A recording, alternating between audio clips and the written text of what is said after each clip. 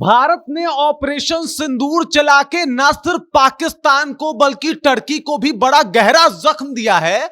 और इस जख्म में टर्की के 2 मिलिट्री ड्रोन ऑपरेटर जो हैं वो मारे गए हैं। मतलब इससे 2 बात तो क्लियर हो गई कि पहला, पाकिस्तान इतना भिखारी है कि उसके पास ड्रोन ऑपरेट करने वाले लोग नहीं हैं, और दूसरा ये कि टर्की गया था चौबे होके छब्बे बनने और वहां से दूबे बन के लौटा है। मतलब इतना गहरा घाव जख्म मिला है कि पूछिए मत। और यहीं तक नहीं, तुर्की के ऊपर अभी और भी सामत आने वाली है, और ये मदद करना उसको कैसे भारी पड़ रहा है ये सब कुछ आपको विस्तार पूर्वक बताएंगे। लेकिन उससे पहले मेरा परिचय जान लीजिए। मेरा नाम है रजत और आप जनता जंक्शन देख रहे हैं। जिस तरीके से ऑपरेशन सिंदूर चलाया गया और पाकिस्तान को बहुत करारा तगड़ा झटका दिया गया, वो अब पूरे दुनिया में धीरे धीरे खुल के बातें सामने आ रही है। और इंडिया टुडे का एक दावा है जहां पे ये बताया जा रहा है कि भाई साहब, सिर्फ पाकिस्तान ही नहीं बल्कि इसका असर जो है वो टर्की के ऊपर हुआ है। दरअसल टर्की ने भारत पाकिस्तान के इस तनातनी के बीच में पाकिस्तान को 350 ड्रोन दिए थे, और 350 ड्रोन के साथ साथ उसने 2 अपने मिलिट्री के ड्रोन ऑपरेटर भी जो है वो पाकिस्तान भेजे थे, जिनका काम था भारत के ऊपर जो है वो ड्रोन हमला करना।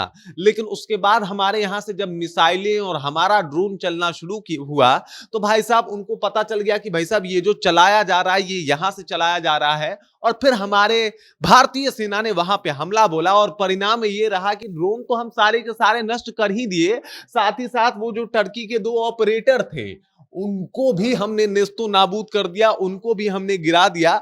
मतलब ये गए थे जनाब खूब मित्रता निभाने के लिए, और मित्रता भी क्यों निभाए, मतलब हम लोग इनके लिए बड़ा हमेशा खड़ा रहे। 2023 में जब भूकंप आया था तो राहत सामग्री से लेके हॉस्पिटल और डॉक्टर तक भिजवाने का काम हमने किया था। लेकिन अचानक से इनका जो दिल है वो पाकिस्तान के लिए धड़कने लगता है, और जब पाकिस्तान के लिए धड़कता है तो बाकायदा भारत को बर्बाद करने के लिए ये इंसान 300 से अधिक 350 ड्रोन लगभग भेज देता है, 2 ऑपरेटर भेज देता है। पाकिस्तान से पूछता है ऑपरेटर नहीं है।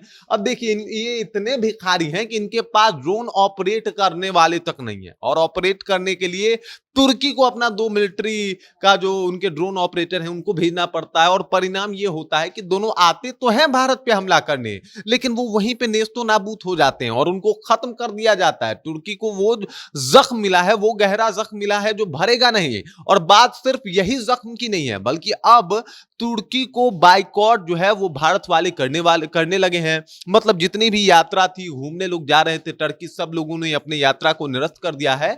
और एक खबर ये भी आई थी कि अब टर्की जो है ऑफिशियल तौर पे कोशिश कर रहा है कि भारत के जो नागरिक हैं वो यहां पे आए और यहां पे आके तुर्की में घूमें। वो कह रहे हैं कि भाई हम सुरक्षा की पूरी गारंटी ले रहे हैं, आप आए। लेकिन भारतीय लोगों का कहना है कि वो टर्की जब मुसीबत में भारत था या युद्ध का तनातनी था, तब ये पाकिस्तान की मदद करने गया था। हम लोग इसका बजट संभालते हैं, हम लोग इसके बाजार देखते हैं, हम लोग दुख के समय इसको जो है वो हेल्प पहुंचाते हैं, अपने यहां से दाना पानी भिजवाते हैं। और वो टर्की देख लीजिए किस तरीके से जो है अपना बिहेव बदल लिया, सिर्फ एक मुल्क को सपोर्ट करने के लिए, वो भी सिर्फ मजहब और धर्म के हिसाब से।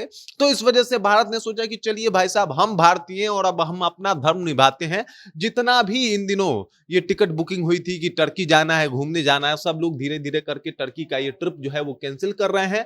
टर्की को ऑफिशियल तौर पे तो नहीं, लेकिन अनऑफिशियल तौर पे भारत वाले अब सबक सिखाने की कोशिश में हैं। अब देख लीजिए, कुछ अनुबंध होता है जो सरकार के द्वारा दूसरे सरकार से किया गया होता है, तो सरकार ऐसे में कोई हस्तक्षेप नहीं करती कि भाई साहब आपको ये करना है, ये नहीं करना है। लेकिन आम इंसान जो चाहे वो खरीद सकता है, जहां चाहे वो जा सकता है, उसके ऊपर कोई कुछ नहीं कर सकता। तो सरकार ने कोई अपील नहीं की, लेकिन भारत के लोगों ने ही कह दिया कि भाई साहब, तुम हमारे सैनिकों को मारने के लिए ड्रोन दो पाकिस्तान को, तुम अपने ऑपरेटर को जो है ड्रोन को ऑपरेट करने के लिए 2 ऑपरेटर भेज दो, और उसके बाद तुम चाहते हो कि हमारे यहां से दोस्ती बनी रहे, तो चलो अब हम बाइकआउट करते हैं। अब जब टर्की का बाइकआउट हो रहा है तो आपको बता दूं कि तुर्की से हमारे यहां सेब बहुत आते थे, लगभग 1500 करोड़ का वो बिजनेस होता था एप्पल का, सेव का, जो सीधे पुणे आता था, मुंबई आता था और महाराष्ट्र के अलग अलग जो है वो जगहों पे आता था, मद्रास जाता था। वो सब जगह पे धीरे धीरे कैंसिल लोग कर रहे हैं कि भाई साहब हमें नहीं चाहिए, हम व्यापार जो है आपके साथ नहीं करेंगे, हम कहीं से और से सेव मंगा लेंगे, कोई दिक्कत नहीं है, अब आपके यहाँ से एप्पल नहीं आएगा।